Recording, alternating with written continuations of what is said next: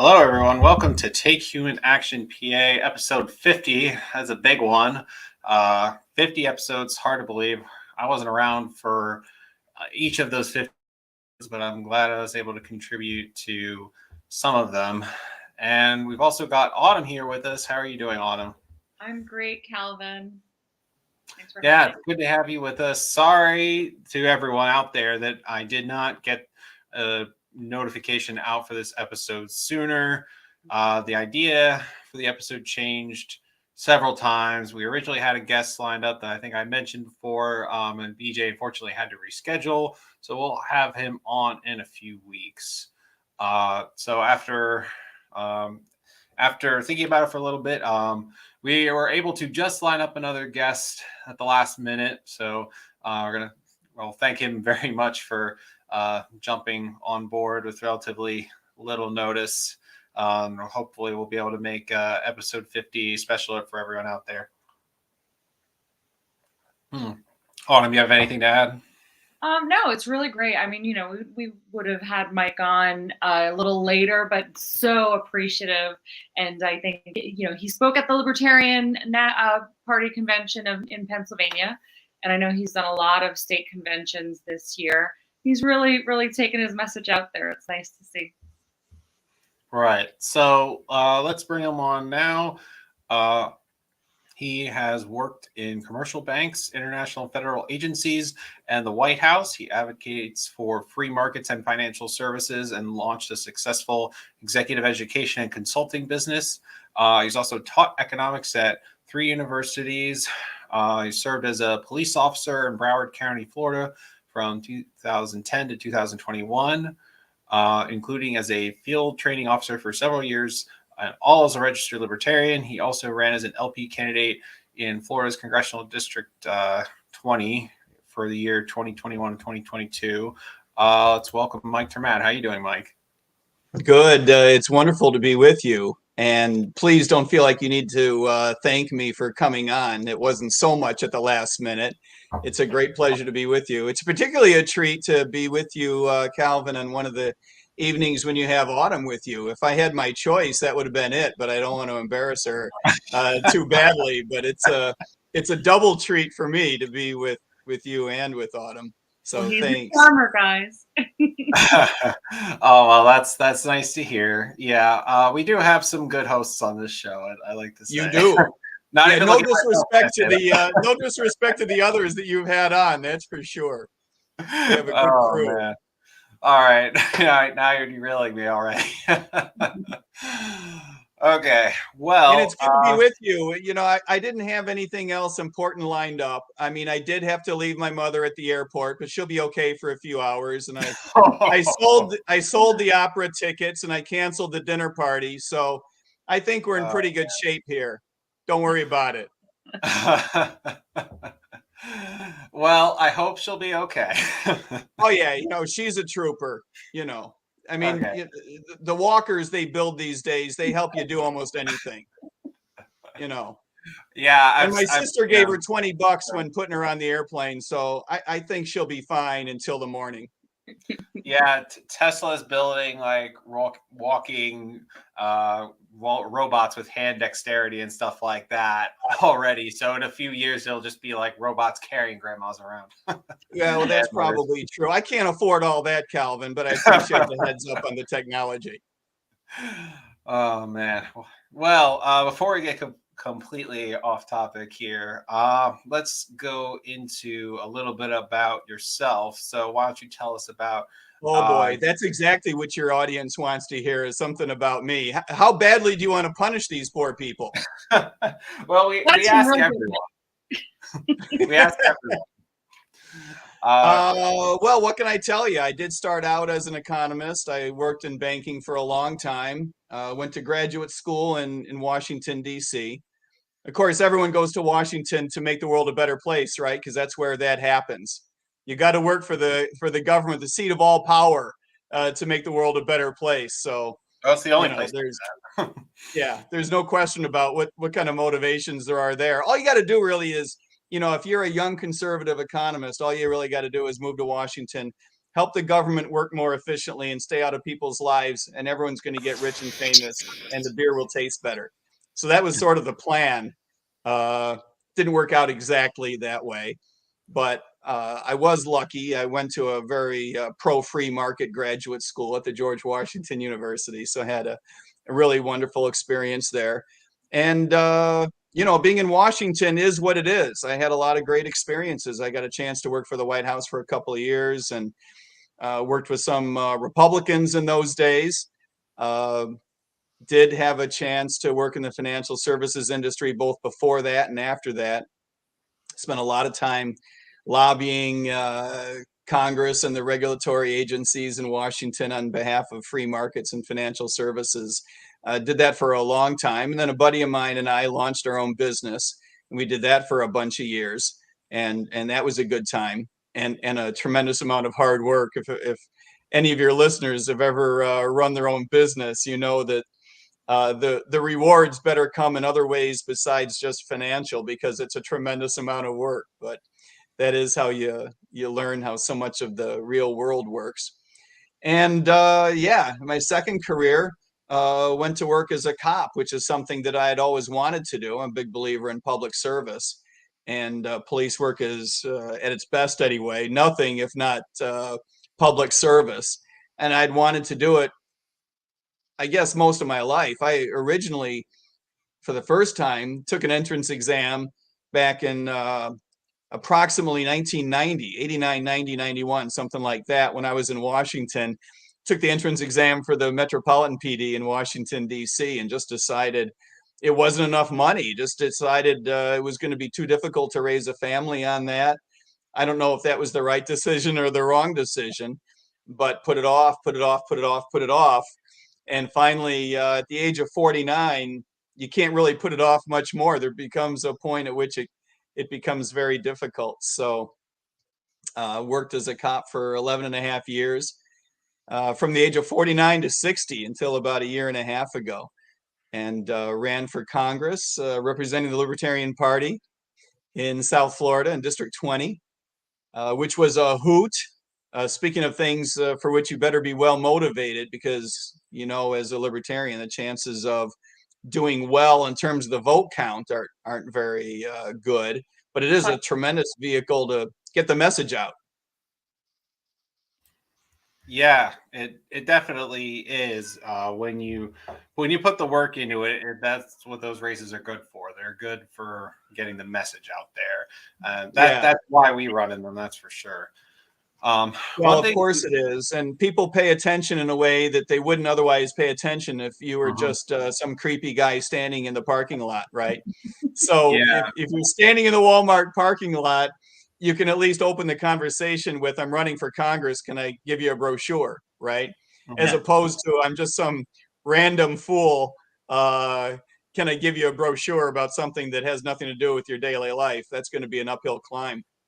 But as we all know, as libertarians, it's real important, because nobody has heard of the party, and what they have heard is typically is not always that great. So we do have a branding challenge and a communications challenge, and every little piece helps. Yeah, and when it comes down to it, that is our strategy, is the caucus. We use those higher profile races for messaging and getting the word out there, and then we focus on winning the lower level races, the ones that are actually winnable, and that allows us to implement positive change on that level. That's exactly how it has to work. The broader the race, the larger the race, the higher the race on the ticket, the more it has to be a messaging endeavor. And indeed, that's the most efficient way to build our brand, in my view, is to use those very broad races to get folks' attention. And for this reason, I think it's all the more important that in those races, whether they're statewide or a national race, it's all the more important that we run a policy-focused and very principled campaign that focuses on the most transformational ideas possible, the edgiest, the ones that differentiate us most from the Republican and Democratic parties. That's where that has to take place. We need to be able to define ourselves in our own way, and not define ourselves in the context of the other parties. That has to happen at the top. and if I can follow up on one other thing that you said before. So, could you expand on what was it that led to your transition into deciding to serve as a police officer, particularly from the other roles that you were in between being in the White House and having your own business and everything? That just seems like a complete 180 from everything that you've done in the past. So, what were the reasons that led to that decision? Well, as I mentioned, I always wanted to be a police officer. So the feeling inside my head was more like I just put it off and put it off. And Hmm. and finally there came a time when not only was it more difficult to put off in terms of my age, right? Uh, but I was in a little bit of different financial position. We had already figured out how to get the kids through college, which is the big one, of course. Once you've got that figured out, which is not to say it was easy, but once you have that figured out, how you're going to pull that off, it gives you a little bit more flexibility. And like I say, I didn't think I could put it off anymore. As someone who does believe real earnestly in not just public policy per se, but public service more generally, it's a great experience. Being a police officer was a different experience than what I had expected. I mean, no job is exactly what you think it's going to be, right? And serving as a cop is no exception. There are differences than what you expect, but some of the things are what you expect. It is hard work. You do fall in love with your community, which is weird. I had been warned about this. You do start to take things personally. You start to care. You start to care about what happens in your zone. You get pissed when people commit crimes in your zone. Uh, I don't know if that's a good thing or a healthy thing or a professional thing, but you do end up taking it personally. It becomes quite motivating. And then, of course, what happens is you start to notice things that maybe you wish you hadn't learned. Things, by the time you're a cop for 3 or 4 or 5 years, you start to notice how the system works. You start to appreciate the difference between good police work and bad police work. You start to understand the differences between how a good business is run and how police departments are typically run. But you also notice the effects of bad public policy. We used to laugh. I used to tell the folks that I worked with that if you were not an economist before becoming a police officer, you would become an economist by virtue of being a police officer. Being a cop will turn you into one because you see the effects of bad public policy up close and personal. You see the effects of bad schooling, bad housing policy, bad zoning. Obviously, you see the effects of an insanely counterproductive war on drugs. You see the black markets that are created and what it does to people, especially when you layer on top of that what I argue is the world's most oppressive criminal justice system on top of a war on drugs. And you see what that produces in terms of a ridiculously high incarceration rate, what it does not just to individuals, but families and whole communities. You see how crime gets concentrated in certain areas by bad zoning and housing policies and bad school policies, of course, which lead to bad schools. And this is where persistent intergenerational poverty comes from. It comes from bad public policy. One of the things that you can learn in school, but you don't really appreciate until you see it firsthand, is that poverty really is a function of bad public policy. It's not something that would be predicted by free markets. Some poverty, but the kind of poverty that we have in a lot of urban areas in the United States, the kind of poverty that gets passed on from one generation to the next, that kind of thing is something that is not predicted by free markets. That is the result of bad policy. And so that's the kind of the thing that you see as a cop, and you wish you wouldn't see it. Yeah. So if you were able, Mike, to have a magic wand and just, make and I do. Oh, good. Well, that's a great start. Oh, And you can make some tweaks here or there. Like, how would you better instruct that policing be conducted that perhaps some behavioral things could change that might have a good effect on these systemic matters you're referring to? Yeah, I do have a number of ideas that I'll share with you, but I should probably first say it is complicated, right? And that sometimes I have a tendency to accidentally make things sound overly simplistic. You know, when I say, well, you got to do these four things, then everything is going to be just terrific. And the truth of the matter is that we have a cultural problem in police work. And therefore, like any cultural change, it's going to take a while, right? You have to chip away at it. We are going in the right direction in the United States in terms of police culture. I saw that even the relatively brief time I was a cop for 11 and a half years, I saw improvements, not just in my police department. I was lucky. I worked for a good police department, to be honest. Objectively speaking, our biggest problems were not the biggest problems that show up on television, right? And we were a good agency relative to the other agencies with which I was familiar that were sort of contiguous to us, agencies that we interfaced with quite frequently. So I was lucky. You know, I should hasten to add that. But there are things that we can do relatively quickly that would make a significant contribution. The ultimate goal is to make police work more like other businesses. And that means imposing the effects of market forces. You know, we want it to be like other industries where good cops would make more money and mediocre cops would get paid less money and crappy cops would get fired, right? That's the goal. By the way, same thing with teachers, right? Another group of public sector employees that are protected by unions.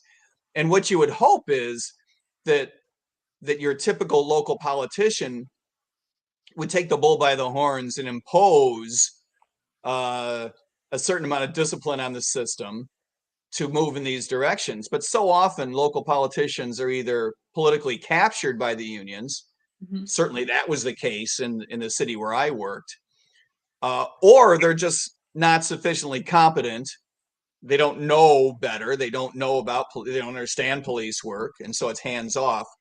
And so often Republicans are like, you know, back the blue, no matter what. We stand behind the police no matter what in every case we possibly can. I'm a cop, right? I'm by my nature pro-police. I still have friends that are cops. I don't say anything that dumb, right? But Republicans, they just can't help themselves. And Democrats, you know, we need fewer cops. We need to replace cops with social workers. We need to defund the police.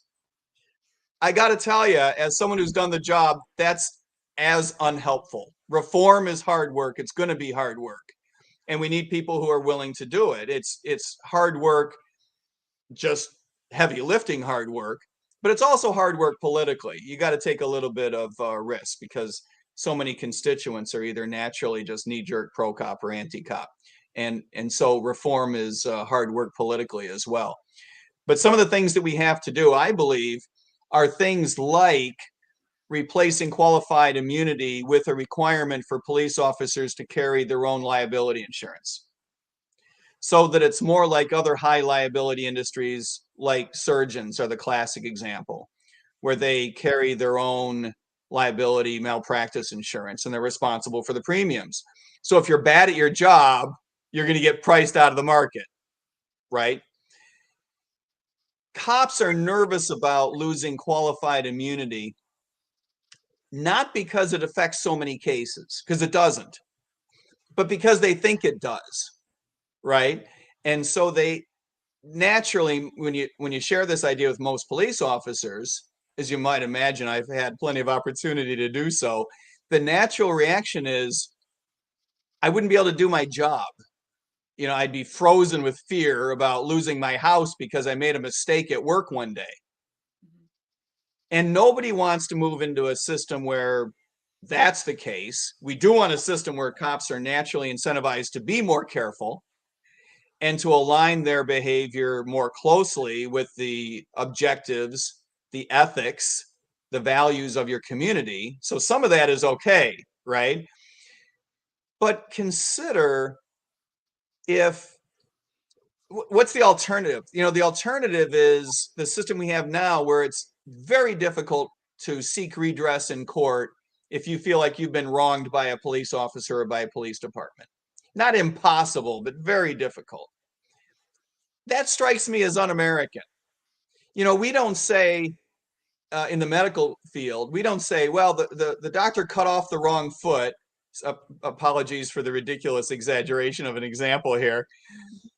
We don't say, well, the doctor cut off the wrong foot, but he didn't mean to, so it's all good.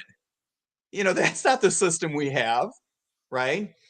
We need to preserve our right to seek some sort of manifestation of an attempt at justice in the court system. That's why the courts are there.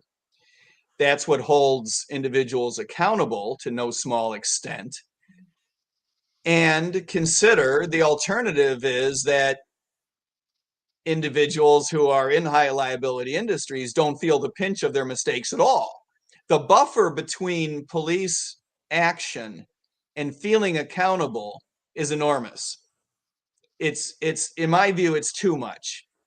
I appreciate why some people feel like there needs to be some buffer there. You don't want an employee frozen with fear about making a mistake. Yeah. But that's what liability insurance is for. But you That's need a to be observation. The buffer between responsibility. What? Can we recap that? Between the police officer's action and accountability. On the other hand, there's a wide gap there. Yeah. There's a big buffer. And I think what we want is the type of buffer that doctors feel, right? They carry liability insurance. So it makes sense because people do make mistakes in good faith. Yeah. That's why that's why a doctor pays for insurance.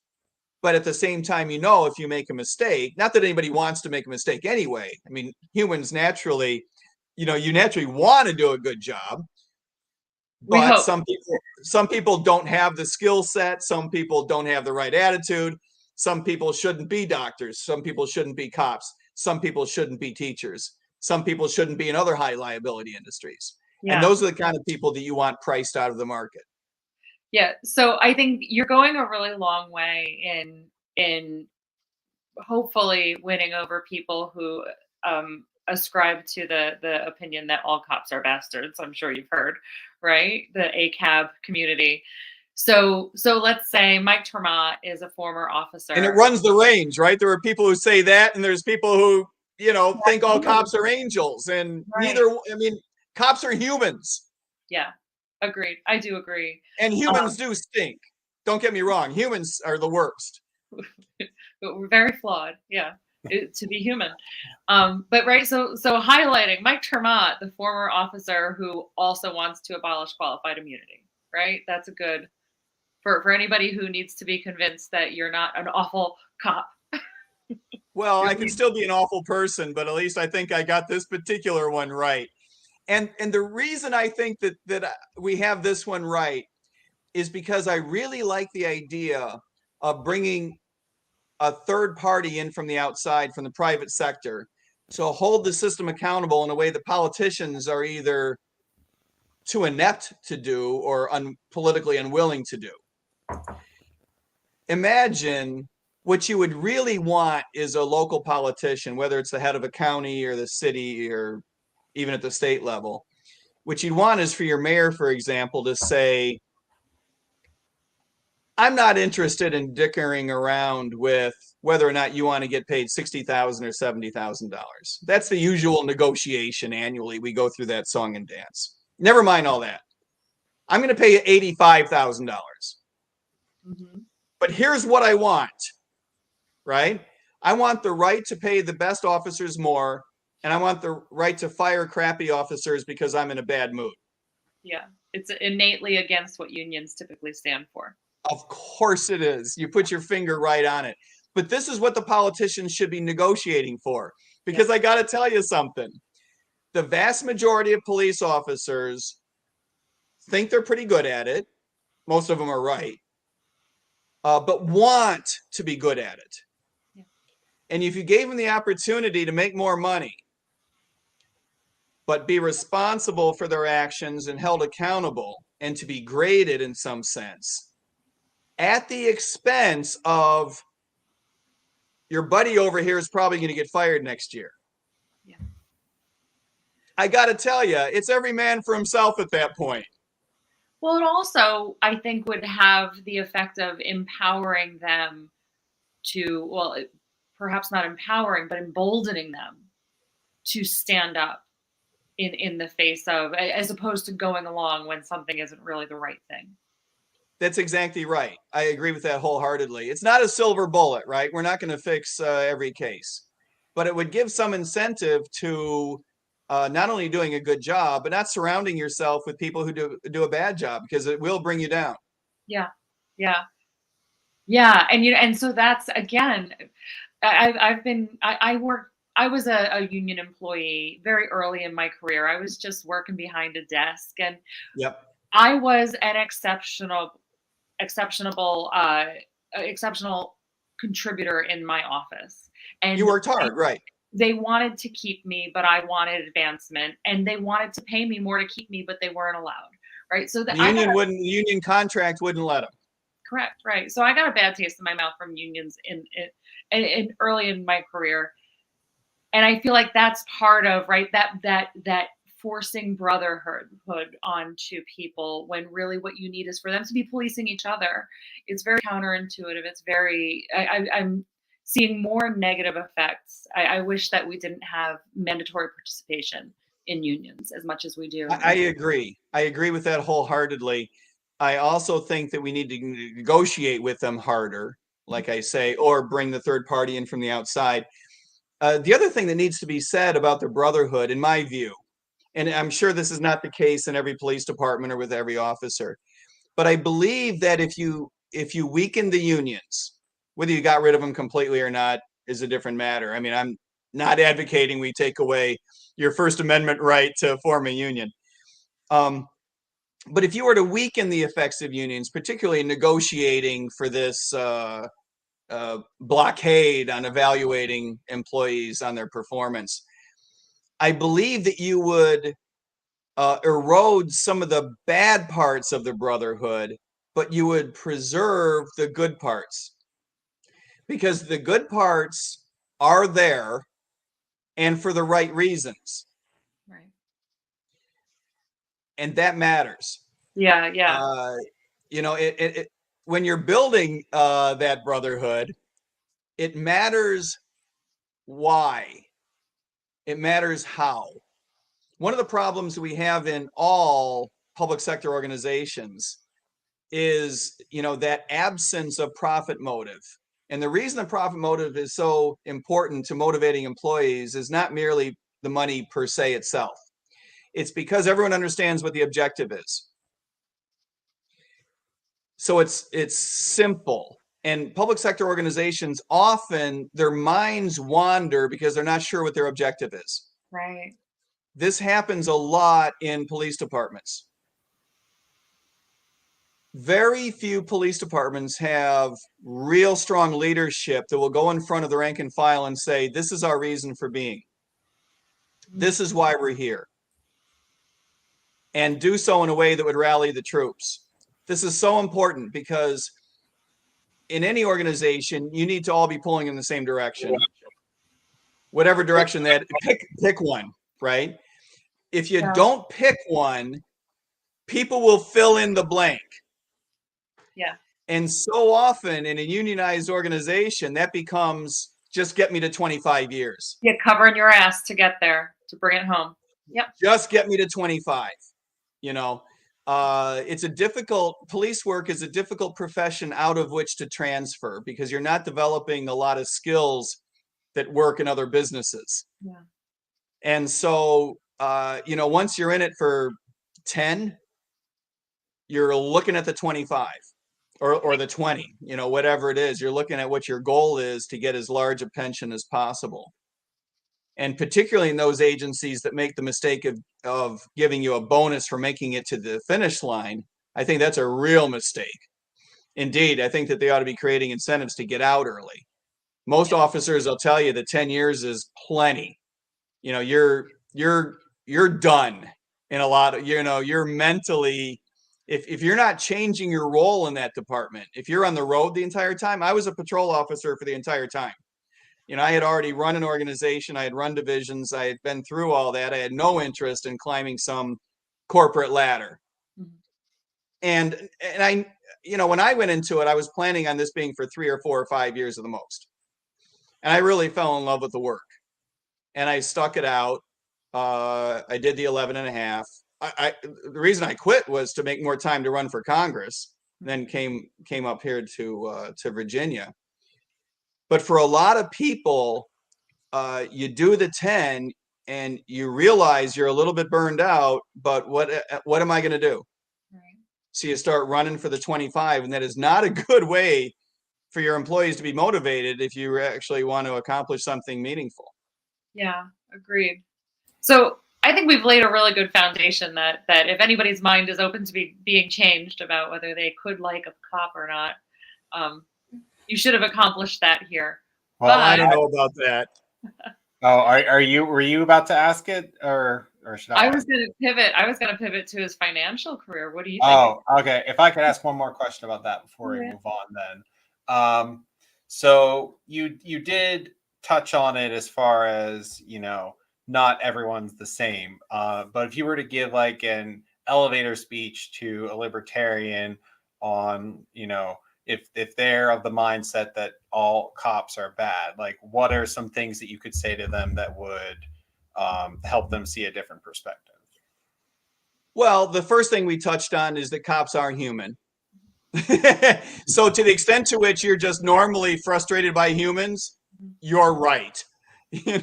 And some people are just naturally frustrated by humans because we all demand perfection and mistakes are made.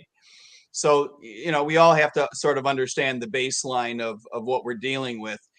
The way that police are managed is every bit as flawed as you would worry. No one's going to defend that. So to the extent to which you attribute bad behavior to bad management, I don't even have an interest in turning you around. You and I are on the same side. I believe that the way that we manage police is just fundamentally flawed. That has to change. Now, as far as individual police officers, look, the reason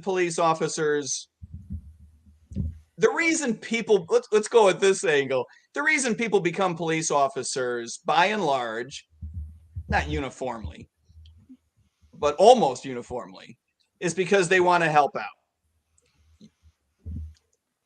Either you want to fight crime and chase bad guys, or you want to serve the community, or you want to feel good about yourself. There's a lot of that, right? There's people who come from a police family and they think that this is the way that, their life is meant to play out. Or they like the idea of being seen as a police officer. Maybe not the best motivation, but there are a number of variations of wanting to play a role in public service. Given all of that, I think the objective is to take those motivations and turn it into something really useful. Because police work at its best, which is not to say in every case, but police work at its best is all about protecting your individual rights.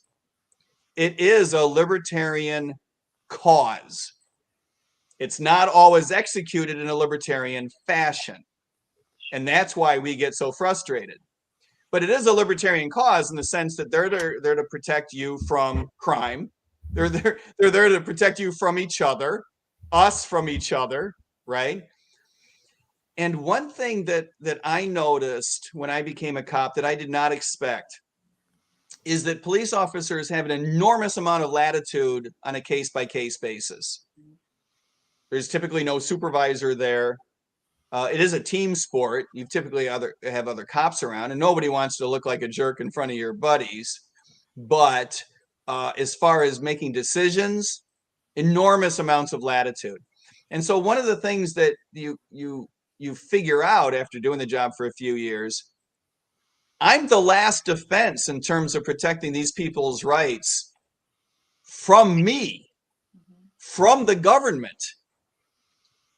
And for most officers, not all. But for most officers, that can be very motivating. Consider too, we all love to hate our boss, right? We all love to get mad at our employer. Well, if you're a cop, that naturally leads into, can you believe the stupid stuff the city's doing, the stupid stuff the county is doing? Can you believe the stupid laws our state is trying to make me enforce? And it occurs to you, I'm the last line of defense. Now, in my case, I was lucky. My police department had a separate unit to take care of drug issues, so I didn't really have to get involved with that very much. My primary involvement with the war on drugs was doing CPR, which is sad, right? But one thing it teaches you is what we're doing doesn't work. Ethics aside, never mind the ethics for a moment, which is a weird thing for a libertarian to say. As a practical matter, objectively speaking, just empirically, the war on drugs doesn't work. It really is a medical problem, and we criminalize it. We drive it underground. We create black markets. And if we've learned anything in economics over the last 100 years, it's that black markets are dangerous. They're inherently deadly. We see it at the border today, right? The Mexican border, Mexican-Arizona, Mexican-Texas border. We see it human trafficking, sex work, drugs, you name it, black markets are deadly. And it happens when a government tries to criminalize something that our culture isn't ready to completely condemn. Right. When people try to impose their values on other people, and they try to make the criminal justice system, public policy at the end of the chain, try to affect upstream culture, which doesn't work. That's where black markets come from. And as a cop, you naturally see the dumb things that your government is trying to do in this regard. And you're like, really? Who voted for this? Right? I give you a classic silly example, but it makes the point. One day our city, like a lot of other cities, I'm not trying to single them out that our city was the dumbest. Our city was average dumb. Decides that we're going to offer people who are using marijuana a civil penalty, a way to avoid criminalization, because Florida's going that direction, right? Now, there's two things about this that the city didn't realize. Not their fault. We didn't tell them. Number one, we had already stopped enforcing marijuana-related laws. That ship has sailed. Thanks for the memo. Yeah. But we haven't arrested anyone in 3 years already. They didn't notice? They didn't notice this? No, the city didn't. Yeah. Number two, police officers don't like extortion naturally. They're just predisposed against bullying, right? If there's anything that'll motivate someone to sign up for being a police officer, it's, big bad guy squishing the underdog. That's what this naturally was at its core, was we won't prosecute you if you give us $500. Yeah. That's basically what it was when you all boiled it down. So the representative from the general counsel's office comes to roll call one day and explains this. I was not even the first one. I'm the only registered libertarian in the room. There were other guys who immediately said, no, we're not. You got to be kidding me. Yeah. We're going to tell people you won't get criminally prosecuted if you give the city money. In any other context, that would be considered a felony bribe, right? Yeah. Of course you would. No. And the woman explaining it has all these forms. Take these forms with you. Everyone just left. She still had her stack of forms. And please, did you really think that was going to work? So that's how that's what I mean by cops naturally have a libertarian streak. They wouldn't identify that as such, right? Yeah. But they naturally are skeptical of government silliness. and they naturally feel like if we don't stand up for people's rights, God knows no one else is going to do it because the city is after your ass. Yeah, well, I think you make a good case. It's definitely something for us to think about on our end. But I do want to give Autumn the chance to change the subject here. So, Oh Autumn, yeah, we could talk all night about police work. It sounds like, right? Right. yeah, I'm sure we could. So I'm curious. I'm curious to hear, and you know, I've been in a position where I've been asked, like, okay, so what's the craziest thing you saw in your lineup? And I've worked in a couple of industries where there was some crazy stuff. But I bet. in your time working in financial matters, working in the White House in DC, what's a little something that you observed there that might have really started to light some libertarian sparks in you, or a little like inside baseball of what's going on that you can share with us, you know, with names changed and places altered? No, I appreciate that. Most of the stuff that I observed was not so much inside baseball as much as it was obvious, and it was just a matter of waking up to it. Although the one inside baseball thing that I would share is that it is true that the blob is populated by people who are statists. It is not, and that's not that should not be a shock or a coincidence, right? People who go to work for the state believe in the state. Yeah. You know, that is a true thing. When I was working for the White House as a civil servant, by the way, I was not a political appointee, right? To give you an idea of where I was on the pecking order, my boss's boss's boss's boss's boss was the president. You get it? It wasn't like I was getting called into the Oval Office to give any advice. But the vast majority of people that I worked with were registered Democrats who believed that our job was to make government work better because government was a good idea. As opposed to, in those days, you still had a number of Republicans. I would argue you don't have this so much anymore in the Republican Party. We still had a bunch of Republicans who believed that the object of the game was to shrink the government in terms of scope and scale and to get government out of the way in a regulatory sense as well as a taxation sense. I don't think the Republican Party reflects that at all anymore, unfortunately, which is part of the reason why there's a big opportunity for the Libertarian Party. But that's a slightly different story. But one big turning point for me was not so much inside baseball, but was when President Bush, George Herbert Walker Bush, had said, read my lips, no new taxes, right? This was the 88 convention. And then went back on that pledge.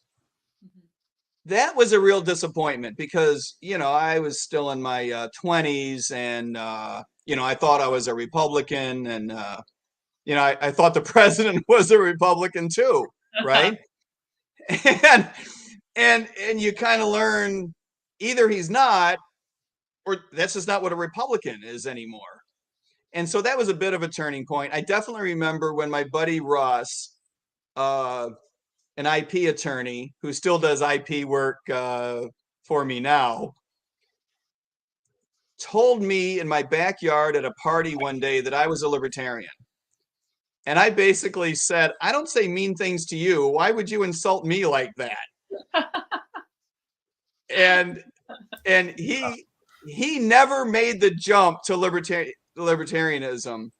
But indeed, I registered as a libertarian a few years later. I put it off.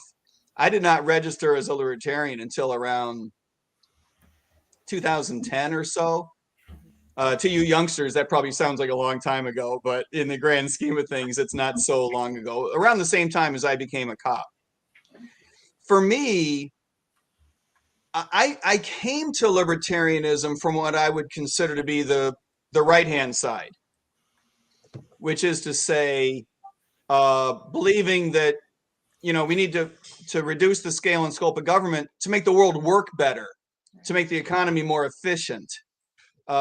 People's lives would be better in the sense that they could better pursue peace and prosperity. That just objectively things would work better. Socialism doesn't work, capitalism does, freedom is the key. I would characterize all that as, coming from the right side. And it wasn't until later that I began to appreciate what I would consider to be the left side of libertarianism, which is to say, if it's okay for me to characterize it in the following fashion, and this will be a weird thing for a libertarian economist to say, imagine if socialism did work. In other words, imagine a world in which it were not true that capitalism objectively is the only way to allow an economy to run. Imagine that socialism was just as good if you could get good at it. Leave your Mises aside for a moment. Never mind that there really is a road to serfdom. Never mind all that. Try to forget Milton Friedman and Thomas Sowell. Imagine for a moment that socialism worked. It still wouldn't have the moral authority to tell us what to do. We still, as citizens, have the right to make our own mistakes. And that's, what I would characterize as coming to it from the left-hand side. And it's not just, of course, a matter of efficiency and the economy, but living your life by your own standards, doing what it is that you feel is the decision for you to make, not only how to make that decision and which decisions turn on what ethical set, but even whether to make certain decisions, how you run your family, how you decide to organize your life. All of that is something that I think efficiency speaks to, that I think capitalism speaks to, but in some sense is not capitalism's business. That even if capitalism were not the way to go, libertarianism would be still just as powerful. And I think that is something that took a while for me to appreciate, having grown up as a conservative economist. So I think this is a perfect time to ask this. As a presidential candidate hopeful, right? You're going to have to answer the question about what about abortion? So you're getting close to addressing it anyway. How about it? What about abortion? What is your answer going to be? Well, I think there's a couple of different answers depending on the context. One is we have to recognize that it's none of the federal government's business, even if you believe that it's the state government's business, which we're going to talk about in a moment. Mm-hmm. Even if you were someone who believed that the state government has to play some role, right? And I appreciate the argument for that. But even if you believe that does not imply that the federal government should play a role. In other words, Roe v. Wade really was a mistake in my view. And reverse striking it down really was important. And I think for all of the reasons that were ironically cited when Roe v. Wade was written, Sandra Day O'Connor openly said it was a political solution. She didn't use the word political, I don't think. But she did say that it was important to come to a uniformity of policy across the states, which of course is a silly, unconstitutional concept. It's just something that she made up. And for which there was, in fairness to her, there was pressure in this regard at the time. So I appreciate the political pressure, but that it has no business being curtsied to on the Supreme Court. Having said that, what should states do? Obviously, we're all of a mind that we need as light a touch as possible from the state. And I think it is true what a number of libertarians have said, which is at some point, you have to resign yourself to the fact that a line will have to be drawn. And that really bothers me a lot, but it's a concept that I believe is probably true. In other words, we do not live in a society, nor do we want to live in a society, the ethics of which suggest that we're going to take away people's abortions lock, stock, and barrel. That's a repugnant idea. It's not going to happen. Nor is our society's ethics such that people are going to say, yeah, I'm okay with you having an abortion with an hour to go before delivery. That just does not accurately reflect the ethics of our society. If there is a reason for being for any government at all, which we can debate at a later podcast, if there is any reason for government to exist, it is to protect our rights. Obviously, life is the most important of which. So the only debate really remaining is who is us? Who is our, when we say our rights? For me personally, there is a difference legally. There ought to be a difference between viability and not viability. In other words, once a fetus reaches viability, I believe that you can make a powerful argument that the state has an interest in giving that life every opportunity. And up until that point, I think you have a very difficult uphill climb to suggest that the state has any business at all weighing in on the rights of a mother to make these decisions.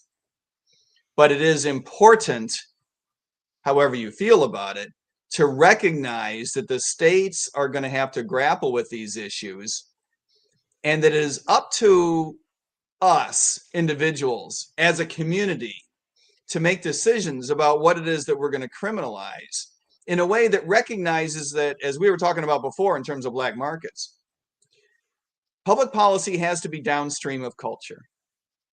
And that means that we ought not to be criminalizing anything unless not only a majority, but an overwhelming virtual totality of reasonable people believe that something needs to be criminalized. Because if that's not the case, you do end up with mob majoritarianism. I do not believe that is an acceptable solution to say, well, our state's laws suck, but you can always move somewhere else. I get that. I appreciate that. I do think it's one of the reasons why states need to be able to chart their own future. It's a big part of the platform on which I'm running. But I don't believe that that lets you off the hook of saying, well, we're going to be a state that criminalizes things, even though only 51% of the population wants to criminalize it, because you always have the opportunity to go somewhere else. No, that's not how it works.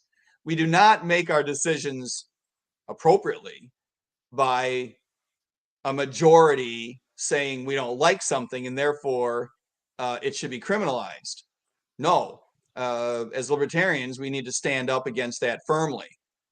Nor can we adopt some attitude that suggests that we need to lead the public in some moral sense, some ethical sense. Your morals and your ethics should have absolutely no bearing on your right to impose your views on somebody else. I always point out to anyone who gives a damn, and it shouldn't be anybody, that I was raised by a Lutheran and a Calvinist. So you can only imagine that my family would have plenty to say about anything you want to ask them about, right? And it has to be completely irrelevant. Yeah.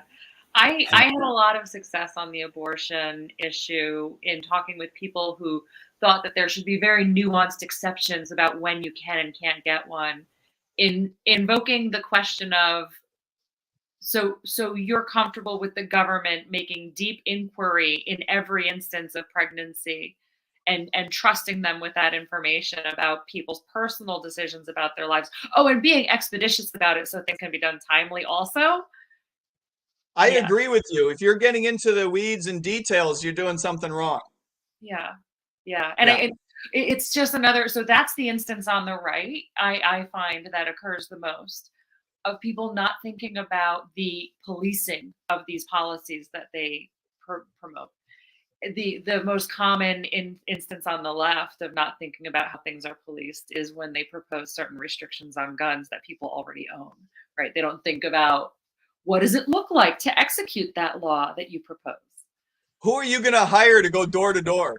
Yeah. How many Ruby Ridges are you comfortable with, right, when we go into that other issue? Yeah. Yeah, it's funny that you say that because we just had, well, I know that you're not in Florida anymore, but last week we just did an episode with another Mike who is currently in Florida, Mike Meharry from the 10th Amendment Center, and we were talking about exactly this, how you Who can't moved to Florida not so yeah. long ago. He and I passed. We joked about this, and we probably passed on the expressway in our respective U-Hauls.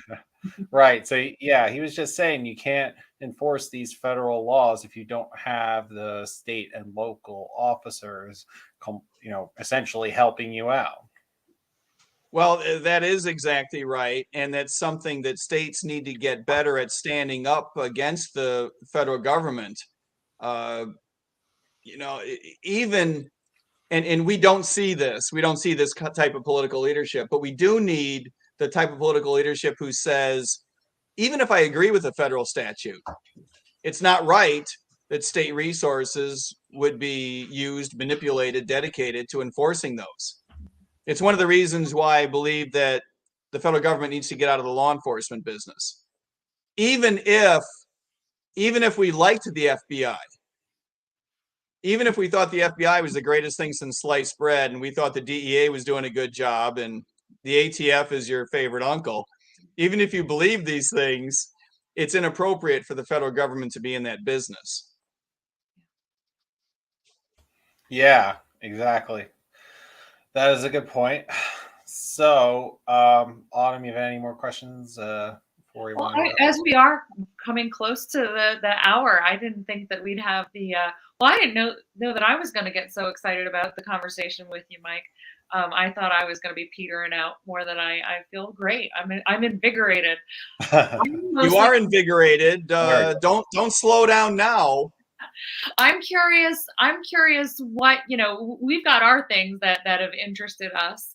Is there anything that you have burning in your soul in this campaign that you feel like you're not getting enough time to talk about, that we want to spare the few last minutes? To be honest, I manufactured time to talk about it. I do spend a lot of time talking about criminal justice reform.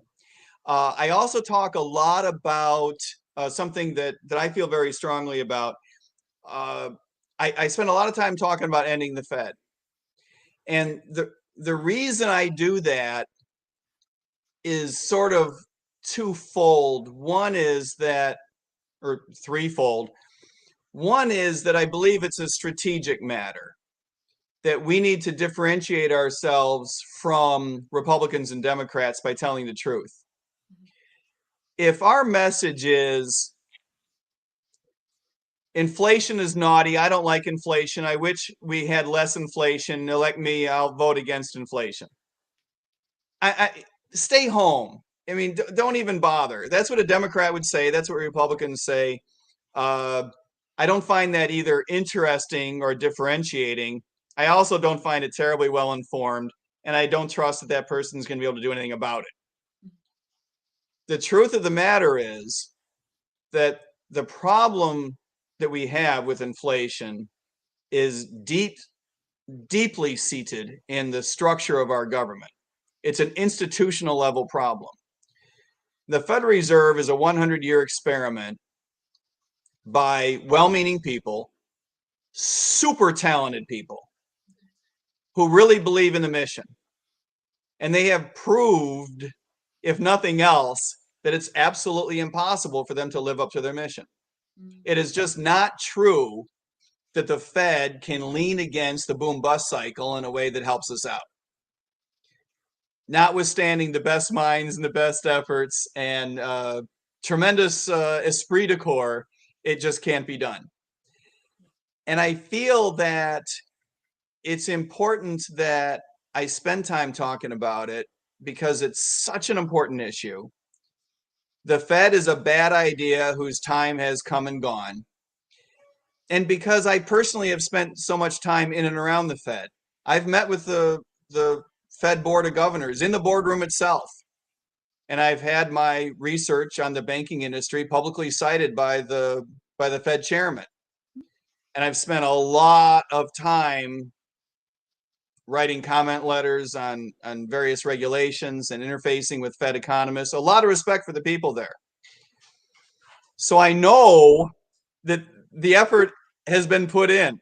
I mean no disrespect. But I also know that it's a system that cannot work. There is no amount of reform that's going to turn it around. This is not a matter of get a new chairman, get a new set of governors, right? We need to replace discretionary monetary with a rules-based system. And most economists have been moving in this direction. I shouldn't say most. A lot of economists have been moving in this direction ever since Milton Friedman suggested it 40 years ago. And I believe that soon that time will come when we have a majority of persons who recognize that in the economics community. And that'll be the time when we can move legislation to sunset the Fed. In the meantime, we're going to have to replace the Board of Governors with people who believe in a rules-based system and get rid of the discretion.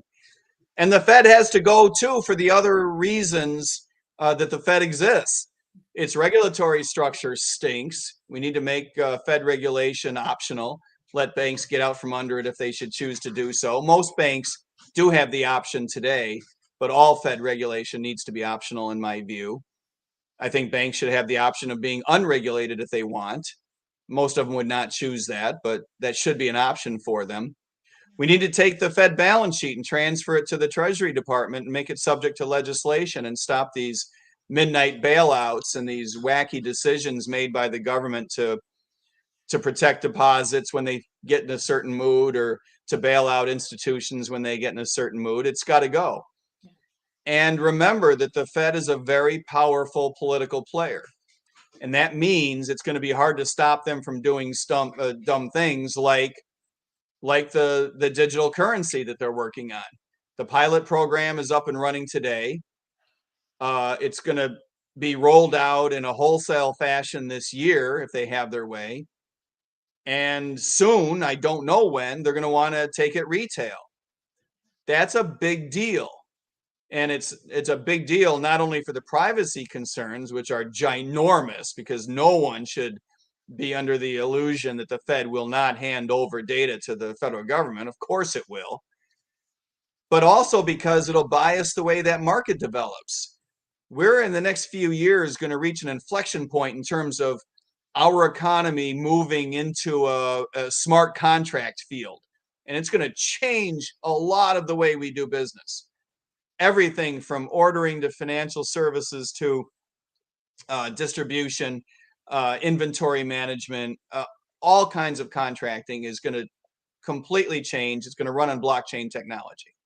And we're going to need currencies to back that up. And I'm afraid that if the Fed gets in this business, it will stifle the type of development that we need. And that, to me, is as important as the privacy concerns. So for these reasons, we need the Fed done, because it's a big, powerful political player, and it goes around ruining markets. And the Fed. Excellent.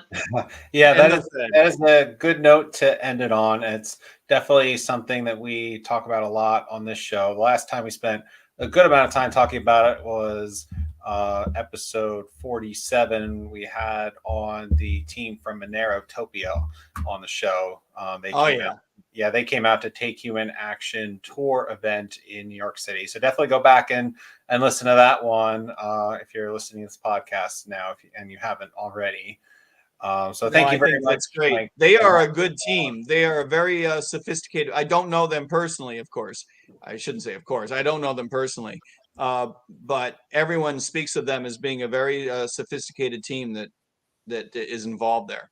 Oh yeah, for sure. I very much enjoyed my conversation with them. They're a very knowledgeable team and was able to explain everything about Monero in a way that makes it easy to understand. Yeah. Well, that's the objective now, isn't it? Mm-hmm. Yep, that's for sure. So how can people follow what you're doing? Any way they want. They can go to the website. Of course, you'd have to spell my name correctly if you want more of what we've been talking about. It's in the episode title. MiketerMaat.com. Yeah, pretty sure we got it there. Yeah. Oh, yeah. You got my name there perfectly. You can go to MikeTerMaat.com, see anything you want about the campaign or anything else going on. If you're just interested in the platform, you can go to goldnewdeal.org. The platform that I'm running on is called the Gold New Deal. It's full of decentralized reform measures, very important. And I think a lot of libertarian bread and butter that most people will really enjoy reading about. So that's at goldnewdeal.org. Don't go to goldnewdeal.com because they'll try to sell you something, which is not a bad idea, right? It's probably a good idea, but it's the wrong website. You got to go to yeah, they could be sunny and goldnewdeal.org. gold. Who knows? Yeah. Yeah. Up in the air for whether it would be a good price or not. Right. Yeah. Remember that. Well, yeah. Remember that we still have a significant possibility of going into a recession next year. Mm-hmm. And that will erode the value of the dollar a little bit. So it might not be a bad time. I'm not giving any financial advice here. But remember that we might have a recession next year. Yeah. And remember, too, that cryptocurrency is hyper cyclical. When markets go up, when the economy is doing well, when it's robust, when we have good, strong growth, cryptocurrency goes doubly strong. And when we are not doing well, we're headed into a recession. When we're in a recessionary period, cryptocurrency does doubly poorly. So it's what we refer to as hyper cyclical, not just merely plain vanilla cyclical. So again, I'm not giving advice here, but just bear that in mind too, that crypto is a long run play. But that long run is getting shorter and shorter. I believe that we will have important breakthroughs in the utilization of cryptocurrencies in less than a decade. So the greater fear that I have for folks deciding whether or not to be in cryptocurrencies is that it is not that you will be overinvested when things go wrong. My greater fear for friends of mine is that you will be underinvested when there is a melt up instead of a meltdown. That at some point it's going to take off and you're going to be like, dang, I should have sold that extra truck and put the money into crypto. Point taken. Yeah, that's a good point. Is there anything else that you wanted to add, Autumn? No. That about sums it up. Folks will see on the website my real phone number. If you want to give me a buzz, give me a text first so I know who the heck you are. Drop me an email at mike@miketermaat.com. All right. Well, thank you very much, Mike. It's been great having you on. I think we hit a large number of different topics, but definitely got a unique perspective on the things that we did talk about. And I can tell there's more to talk about. So there's always more. We'll never finish, Calvin. Yeah. We just move from one thing to another. There's always more. Yeah. So we'll have to continue the conversation again soon. Thank you. I really enjoyed being with you both. It was actually just a joy to spend an hour with you guys. I wish we had more time, but we'll do it again. Thanks a lot, Mike. Same here. Thank you. All right, you guys take care. Bye. All right. Good night. All right, that was a good 50th episode. So as we're winding down here, I'll just say again that we have our Solutionary Center class coming up soon. I want to make sure I get the date right before I give another shout out before it, but it is coming along very nicely. We will be doing an official launch for it on social media quite soon, but it will be August 17th in the evening from 6 to 9 in Philadelphia. So definitely make every effort that you can to come out to that. Are you ready down in your calendar now, Autumn? I am. Multiple times I went to put it in my calendar and I didn't. I'm putting it now. Okay, perfect. Perfect timing. All right. So definitely everyone make it out to that. Like, comment, subscribe to the show, and check out our podcast feed as well if you're not already on there. I've already been told that most people listen to it that way anyway. So as far as using the podcast version. So I'm glad we launched that fairly recently. All right. Well, have a good night. Yeah. Thanks everyone again for listening. And until next time, don't forget to take human action.